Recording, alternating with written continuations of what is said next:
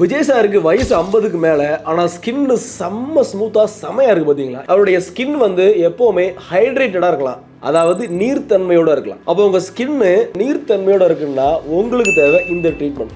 இந்த ட்ரீட்மெண்ட்டில் சேர்க்கக்கூடிய முக்கியமான கெமிக்கல் பேர் என்னென்னா ஹைலரானிக் ஆசிட். இந்த ட்ரீட்மெண்ட்டுக்கு மொத்தமான பேர் என்னன்னா ஹைட்ரா ஃபேஷியல். இதை 4 ஸ்டெப்பாக பொதுவாக பண்ணுறாங்க. ஃபர்ஸ்ட் ஸ்டெப்புக்கு பேர் என்னன்னா கிளென்சிங். சோப்பு போட்டு உங்கள் முகத்தை நல்லா கழுவுற மாதிரி சில மசாஜ் முறையில் அழுக்க கம்ப்ளீட்டாக எடுக்கிறாங்க. ரெண்டாவது ப்ராசஸுக்கு பேர் பீல்.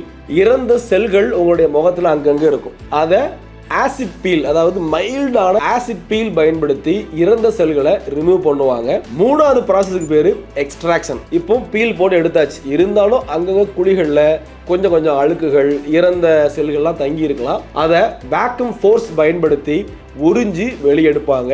மேக்ஸிமம் உங்களுடைய ஸ்கின் வந்து நல்லா தெளிவாயிடும்.